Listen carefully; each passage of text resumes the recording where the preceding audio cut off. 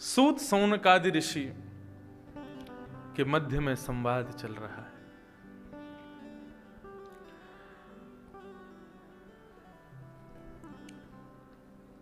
सौनकादि ऋषियों के प्रश्न करने पर 24 अवतारों के विषय में श्री सूत जी महाराज ने बताया। ठाकुर जी के अनंत अवतारों के विषय में बताते हुए श्री सूत जी महाराज कहते हैं, एते चांश कलह पुंस कृष्णस्तु भगवान स्वयं। भगवान के जितने भी अवतार हैं, भगवान के केवल 24 अवतार हैं, ये मानना नहीं चाहिए। अनंत अवतार हैं ठाकुर जी के। श्रीमद् भागवत के 11 स्कंद में लिखा है कि पृथ्वी पर मिट्टी के कणों को गिना जा सकता है, लेकिन ठाकुर जी की लीलाओं को और ठाकुर जी के अवतारों को नहीं गिना जा सकता। और जो इसमें प्रयास करेगा सतुबाल बुद्धि, वो बाल बुद्धि है, वो मंद बुद्धि है। अरे ठाकुर जी अनंत हैं। वो अभी भी, हम आप सब लोग यहां कथा सुन रहे हैं, वो अभी भी किसी ना किसी भक्त को कहीं ना कहीं पर कोई ना कोई लीला के रूप में दर्शन दे रहे हैं। किसी ना किसी भक्त वृंद के साथ में लीला अभी भी चल रही है ठाकुर जी की। उनके अनंत अवतार हैं। इस प्रकार 24 अवतारों का वर्णन करते हुए श्रीमद् भागवत का परिचय दिया कि इदं भागवतं नाम पुराणं ब्रह्म संहितं उत्तम श्लोक चरितं चकार भगवान ऋषि। ये भागवत नाम की एक श्रीमद् भागवतम नाम पुराण ब्रह्म संहितम, ये ब्रह्म संहिता है। संहिता किसे कहते हैं? सम्यक हितम यासा संहिता, जो सबका हित करे। केवल आपका हित हो रहा है ऐसा नहीं। आप यहां से निकल करके बाहर जब जाते हैं तो गेट से बाहर निकलते समय मार्ग पर चलता हुआ कोई व्यक्ति आपका पूरे दिन में दर्शन भी करता होगा ना, तो उसका भी कल्याण होता होगा। क्यों? बोले एक वैष्णव कथा श्रोता का दर्शन मिला है उसको। सबका हित करती है भागवत की कथा। यहां कथा में सुनी गई वार्ताओं को यदि आप किसी को जाकर के सुना भी दोगे तो उसका भी कल्याण होगा, आपके मुख से सुनने से भी कल्याण हो जाएगा। ऐसी हित करती हैं श्री भागवत संहिता। किसने निर्माण किया? बोले चकार भगवान ऋषि। भगवान श्री वेदव्यास जी महाराज ने सरस्वती नदी के तट पर श्रीमद् भागवत की रचना की है। क्योंकि कलयुग के प्रकोप को देखते हुए, कलयुग के द्वारा किए जा रहे मानवों के ऊपर अत्याचार को देखते हुए भगवान ऋषि ने विचार किया कि मानव कल्याण के लिए भागवत रचना होनी चाहिए। एक वेदम चतुर्विधम, पहले केवल एक ही वेद था, ओम वेदः प्रणव एवाग्रे। लेकिन मानव कल्याण हेतु श्री वेदव्यास जी महाराज ने उसको 4 वेदों में परिणत किया। ऋग्वेद, यजुर्वेद, सामवेद, अथर्ववेद। तब भी मन को शांति नहीं मिली तो पुराण लिखने शुरू किए। 17 महापुराण, 18 उपपुराण लिखे। तब भी मन शांत नहीं हुआ। तब श्री नारद जी महाराज का आगमन हुआ और नारद जी महाराज ने आकर के श्री वेदव्यास जी महाराज को उपदेश दिया।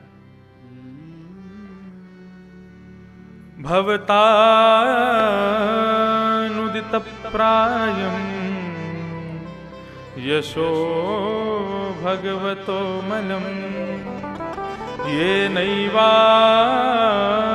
न तुष्येत मन्ये तद्दर्शनम खिलम्। आपने जितने भी पुराण लिखे, जितने भी ग्रंथ लिखे हैं, सब में चतुर्विध पुरुषार्थ की प्राप्ति ही आपने बताई है। चतुर्विध पुरुषार्थ किसे कहते हैं?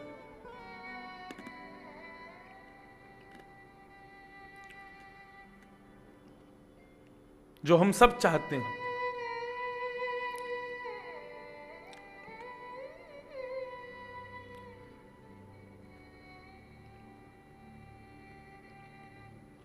उन चतुर्विध पुरुषार्थों को तो व्यक्ति किसी भी उपाय से प्राप्त कर लेगा,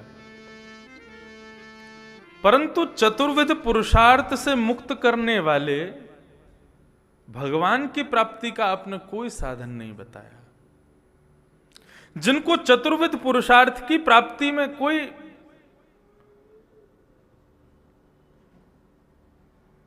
इच्छा नहीं है, उनके लिए आपने क्या लिखा है?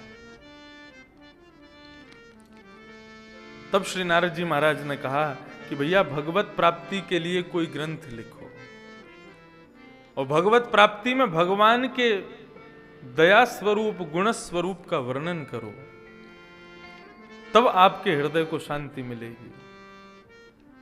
बोले कैसे ये सब संभव होगा? बोले समाधिनानुस्मर तद्विचेष्टितम। समाधि में इतनी ताकत है, समाधि में इतनी सामर्थ्य है कि आप जो मन में विचार करेंगे सब प्राप्त होगा। भगवान की समाधि लगाइए और एक और ग्रंथ का निर्माण कीजिए जिसमें केवल धर्म अर्थ काम मोक्ष नहीं होने चाहिए, इन सबसे परे भगवद प्राप्ति कैसे हो, ये भाव बताइए।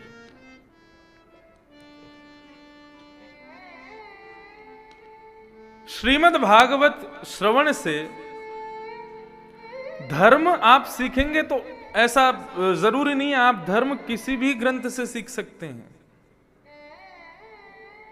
अर्थ किस प्रकार कमाया जाए ये आप किसी भी विषय में जान सकते हैं।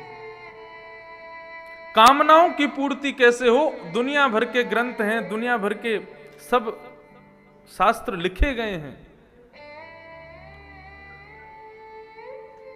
मोक्ष कैसे मिले ये सबने बताया ही है, लेकिन भगवत प्राप्ति कैसे हो ये केवल आपको भागवत बताएगी। कहने का अभिप्राय,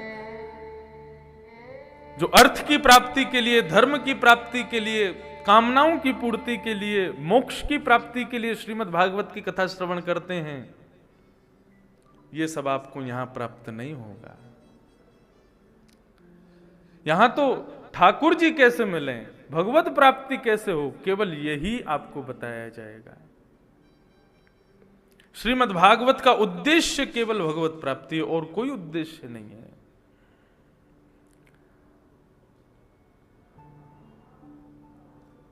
पूज्य पिताजी महाराज की कथा में एक बार पूज्य श्री मुरारी बापू ने एक बड़ी अच्छी बात कही।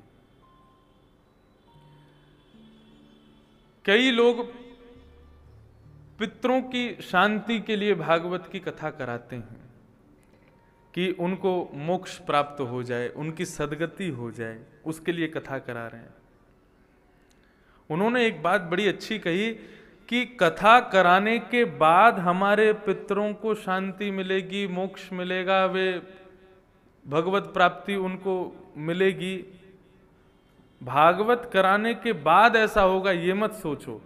जो व्यक्ति इतनी सामर्थ्य रखता है कि वो भागवत की कथा करा ले तो समझ लेना उसके पितृ मुक्त हो गए, तभी उसको इतना बल मिला है कथा कराने का। बहुत अच्छी बात कही। भगवत प्राप्ति के लिए भागवत की कथा होनी चाहिए, यही भागवत का मूल उद्देश्य है। श्री नारद जी महाराज ने समाधि का भाव बताया। वेद व्यास जी महाराज समाधिस्थ हुए। नारद जी ने अपने पूर्व जन्म की कथा बताई और कहा, मैं एक दासी पुत्र था, संतों के संग के कारण मुझे एक श्लोक की प्राप्ति हुई। ओम नमो भगवते वासुदेवाय, ये 12 अक्षर मंत्र है।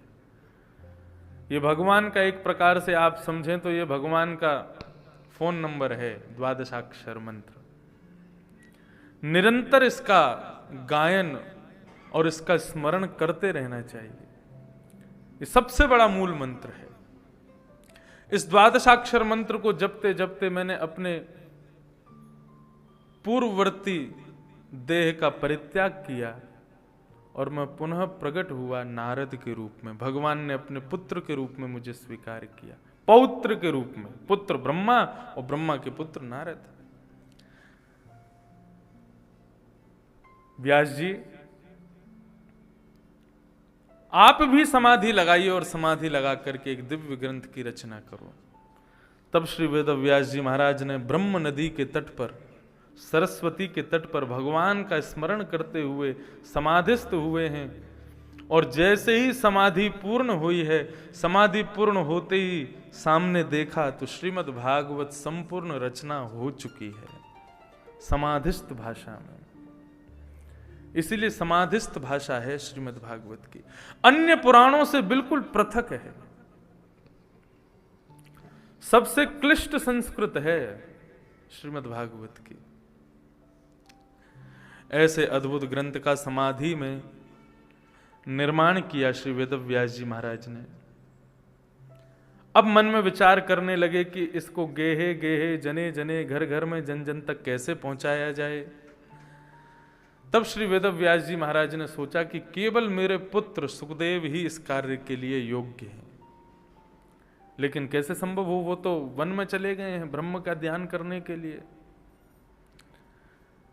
तब अपने शिष्य बालकों को कुछ श्लोक रटा दिए वेद व्यास जी ने और कहा कि आप जाकर के हिमालय की कंदराओं से जब जब आप पुष्प आदि लेने जाते हैं तो इन श्लोकों का गान किया करना।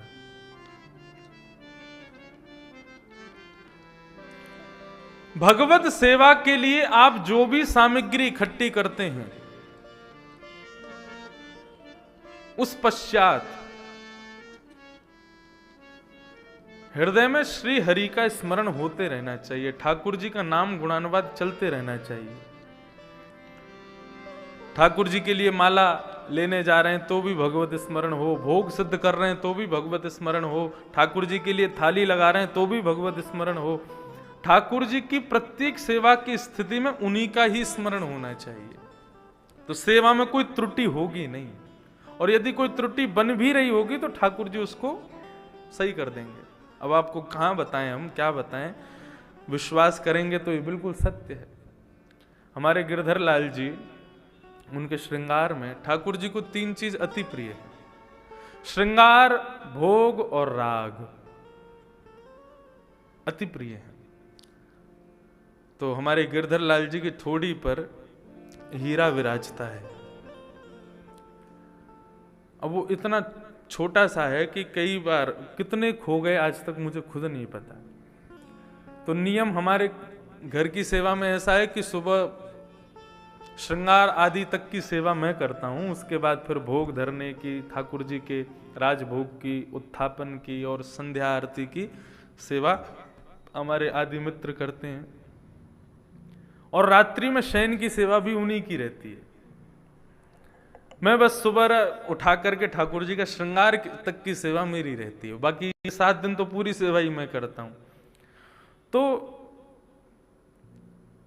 एक दिन लाल जी की हीरे की थोड़ी मिली, वो थोड़ी का जो हीरा है वो मिला नहीं मुझे।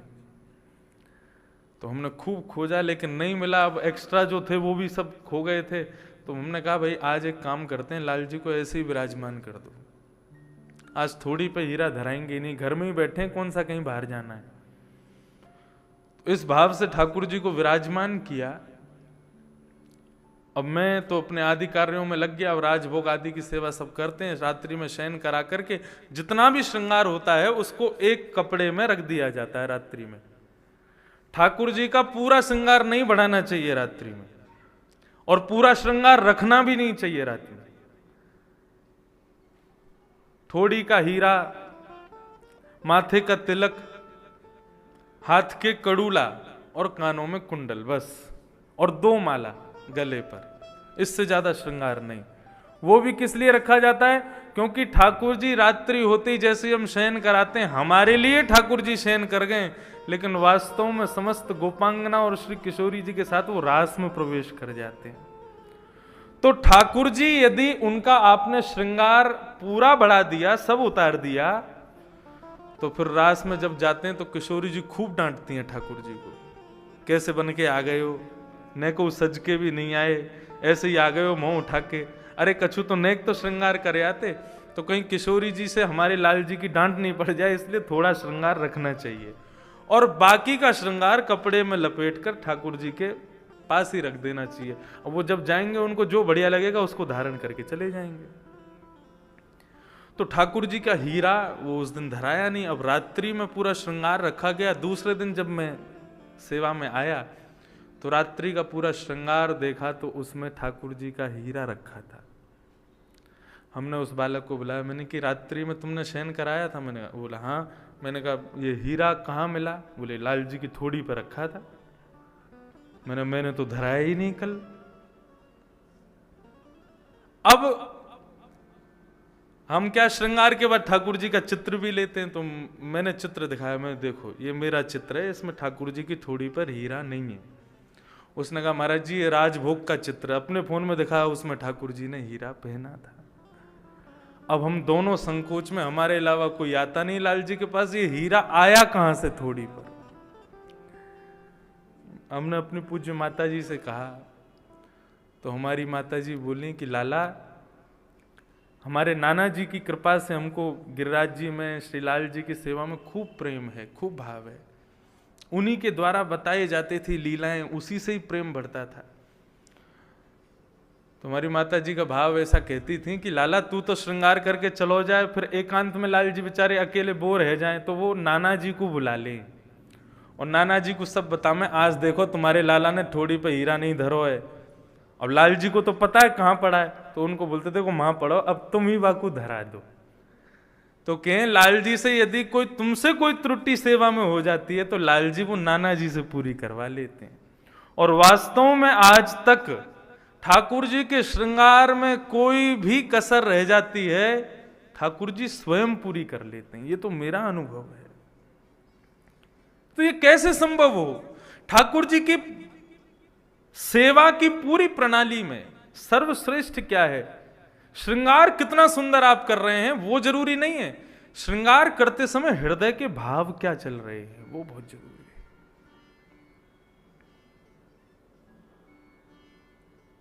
आज मकर संक्रांति, सुबह से मैं सोच रहा था आज लाल जी के राजभोग तक पतंग तो रहनी चाहिए। अब पतंग हमारे पास थी नहीं। सुबह मंगला की आरती की तो एक वैष्णव पतंग खुद ही दे के चले गए। बस स्मरण मात्र में आ जाए लाल जी स्वयं पूरी करा लेते हैं। ये बड़ी कृपा है। तो इन लीलाओं का दर्शन, इन लीलाओं का जो आनंद है ना, जो सुख है ना, वो ब्रह्मानंद से भी ऊंचा है। उसकी प्राप्ति के लिए श्रीमद् भागवत का आश्रय लीजिए। भागवत आश्रित होकर के जब सेवा में प्रवेश करेंगे तो ठाकुर जी की विलक्षण लीला, एक अद्भुत लीला का दर्शन होगा। श्री वेदव्यास जी महाराज ने अपने समस्त बटुक ब्राह्मणों को कहा कि जब तुम हिमालय पर पुष्प आदि लेने के लिए ठाकुर जी की सेवा के लिए जाते हो तो श्लोकों का गान करते हुए जाना। भाव दो थे। पहला भाव तो सेवा के लिए कुछ भी कार्य करो तो ठाकुर जी के श्लोकों का चिंतन होना ही चाहिए। दूसरा भाव था कि इसी हिमालय पर सुखदेव जी बैठे हैं, यदि वो इन श्लोकों को सुनेंगे तो आकृष्ट होकर के मेरे पास आ जाएंगे संपूर्ण भागवत अध्ययन के लिए। यही उपाय है उनको बुलाने का।